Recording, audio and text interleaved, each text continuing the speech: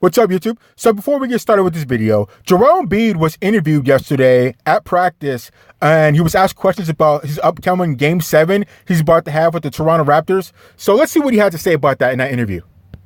Joel, this is obviously the first time you're going to get to play in a Game 7. Do you have any thoughts, feelings, different than normal, or you just kind of treat it as any other game? Obviously this game is different, but you gotta, you go with the same mentality that you gotta win, and obviously this one is, I guess, Game 7, so you gotta give it all. Is there any difference between an elimination Game 6 and an elimination Game 7? I don't know. Never played a Game 7.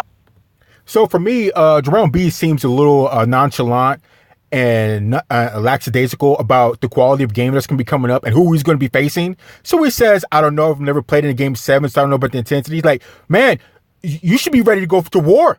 Be ready to go to war.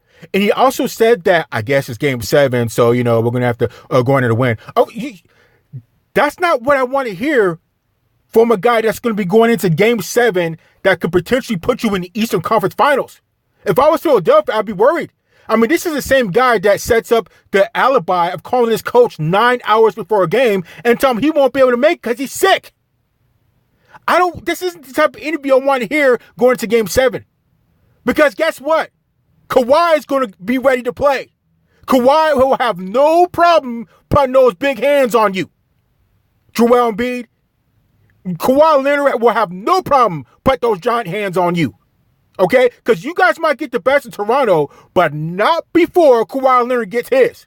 I guarantee you it. Kawhi Leonard will be ready to play. I guarantee you. So if I was a Philadelphia guy, I would definitely want to hear more intensity in this interview than, it's Game 7. And yeah, this isn't the 7th game of the year.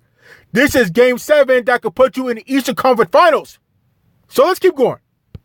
Do you think that you and maybe Ben as well, having won a game, an elimination game, and played as well as you did, took a step forward in your young NBA careers on Thursday? Me personally, I didn't have a good game. I need to do better. There's a lot of stuff that I need to do better on, so I got to keep learning and focusing on those things, and I'll be fine. To me, it's all about a learning process. You were a plus 40. That's remarkable. It's almost historic. What sorts of things can you do better, having been that efficient, having the team being that efficient with you on the floor? Being efficient offensively, obviously defensively, I felt like I had a pretty good game. Still a lot of, there's still more I can do. I watched the game. There's a couple of mistakes I made. And then offensively, I felt like I took a lot of jump shots, just being aggressive and, depending on, how they guarded me. And if the paint is not that crowded, live in the paint. So again, I respect a little bit more intensity from Joel Embiid. This just may be his personality. So Joel's averaging 20 points in the playoffs. Jimmy Butler's 19, Simmons is 14, Tobias Harris 15, Eradicate is 13. So all those guys should look to be adding on about 10 points to their averages to seal this game up. I mean, this is win or go home. So I'm just expecting a little bit more intensity from Joel Embiid. Like I said, this is the guy that has no problem calling his coach and setting up the foreground of not showing up to a game 9 hours before because he feels sick. Not because he has a broken leg or broken bones. Not because he's coughing up blood. Not because he has internal bleeding. But because he feels sick. You can't show up to a playoff game. When your playoff game, your game check could be $500,000. You're deep into the playoffs, and you're gonna set up the alibi of calling the coach 9 hours before a game and tell him that you're sick. You might not be able to play. And now you sound lackadaisical in your upcoming elimination game that could put you into the Eastern Conference Finals. I kind of have a problem with that. And I would have a real problem with that if I was a Philadelphia guy. Because this isn't what I want to hear. Do you think Kawhi Leonard is going to come in this lackadaisical? Kawhi Leonard's averaging 31 points a game. Kawhi Leonard will put those huge hands on you. he will put those huge hands on you, Joel Embiid. Do you understand that? This isn't like the 7th game of the season. This is do or die. So let's keep going. Brett had mentioned before the last game that the mood was different, just a little bit more serious after last game, or before that game. Is that kind of the same feeling right now?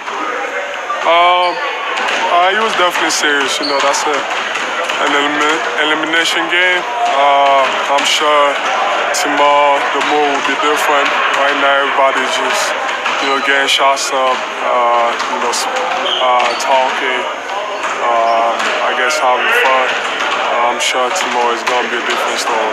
What's the best part?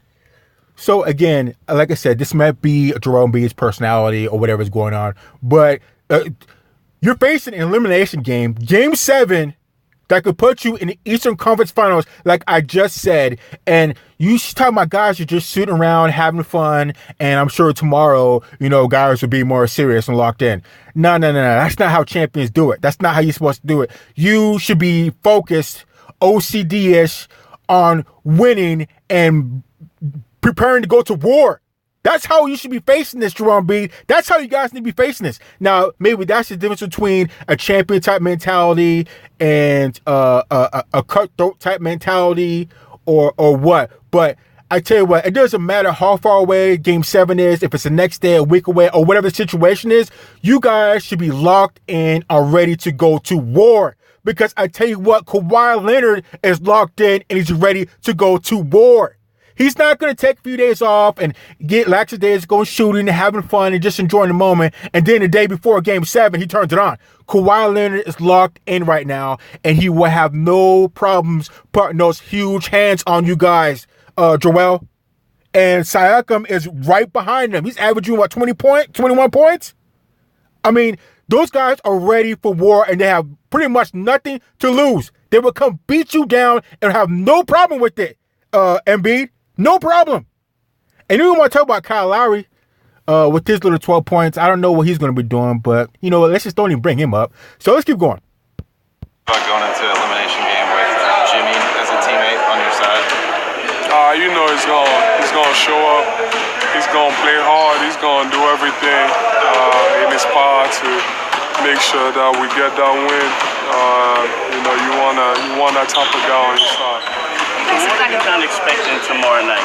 I mean, you typically like going into, opposing arenas and you kind of get up when people get at you and stuff like that. What are you kind of expecting from them tomorrow night? From who? From the people, the fans in the arena. I don't care about the fans. I'm just trying to win the game, and we're going to see after the game. When you look at the type of profile you want to create as a player, I mean, is this the type of moment that you want to be remembered for, the type of impact you want to leave? I don't care. I just want to win. This is a big game. Whatever I'm needed to do, I got to show up, and I got to produce offensively and defensively. So I don't really care about. I don't want to be remembered at this point. I just want to win.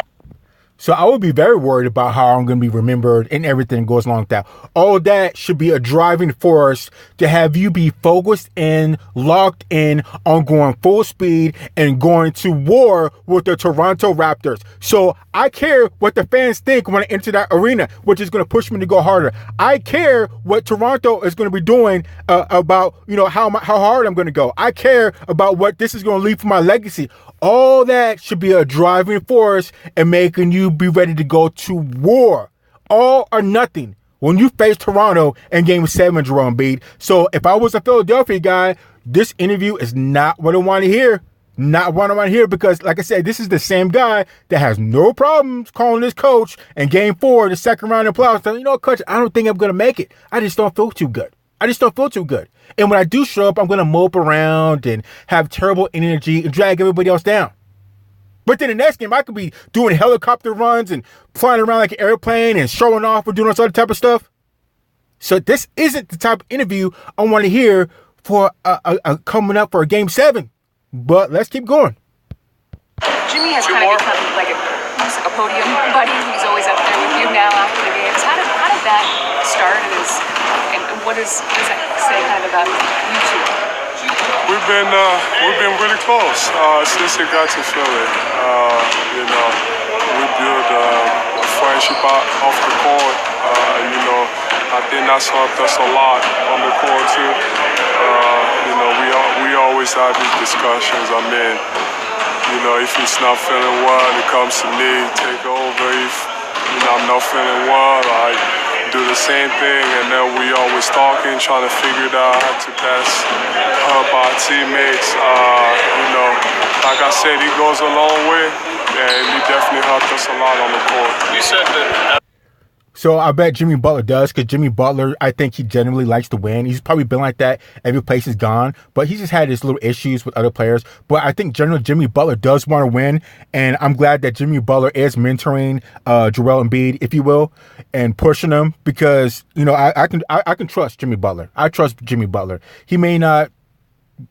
I trust Jimmy Butler. Let me just leave it at that. And I trust that he can push Joel Embiid, push him in the right direction, because Jimmy Butler's I think he's 5 years older than Joel Embiid. So I'm happy Butler's there, and the coaches should really be trying to get Butler talk to Joel Embiid, you know, show him how you should be winning, show him how you should be acting in this type of game. So I don't know. It's a good thing Jimmy Butler's there. So let's keep going. The last game that you're maturing, has he helped you in that maturation process? Yeah, for sure. I know to become a better leader, you also, you know, gotta, you know, watch and learn, and you know, better give a better example, I guess. And him being here, you know, has taught me that. You know, just because he's always on top of everything, you know, basketball-wise, you know, he's helped me a lot, becoming a better man, you know, just being on time, or, you know, like just showing up every game, or like just... So that's kind of another problem I kind of have. I don't mean to be dumping on Joel Embiid, but he said Jimmy Butler has showed me a few things. He showed me how to be on time. He showed me how to show up. Like, so that's like super basic. That's like super, super basic, that I would be embarrassed to have somebody I'll be telling somebody that someone else is teaching me how to do. To show up on time, to show up for the games, that's not good. That's something you really learn in junior high and high school. Show up on time. You know, be ready, be prepared. You know, show up to the games. Do what you're supposed to be doing. But you're in the NBA. You've been in the NBA for years, and that's what you have. That's what you're picking up at this point in time. You should be thoroughly into showing up on time. You know, showing up for the games. But obviously, that's not where he's at, because 2 weeks ago he had no problem calling his coach, talking about, "I'm sick. I might not make it." Again, I don't have broken legs or broken bones. I'm not coughing up blood. There's no internal bleeding. I feel sick, coach, so I might not make game 4 of the second round. So I don't know. That's just not what I really want to hear. And the things that he's learning from Jimmy Butler, he should be learning some advanced techniques from Jimmy Butler instead of the basics of, well, make sure you show up on time. You know, you might want to show up 10 minutes early to practice. For the games, you might want to show up to all of them, especially the playoff games. Like, I don't mean to keep dumping on Joel Embiid, but this is some of the types of things that I don't want to hear if I was a Philadelphia guy and this is my team. I mean, that's just so basic that I don't know where to go with it, you know. And Joel Embiid, he's not a rookie. You're not a rookie, so I don't know. It's not my team, so I don't know. Let's keep going.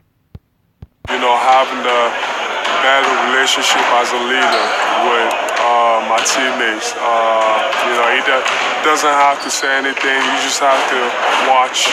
You know, him, anybody.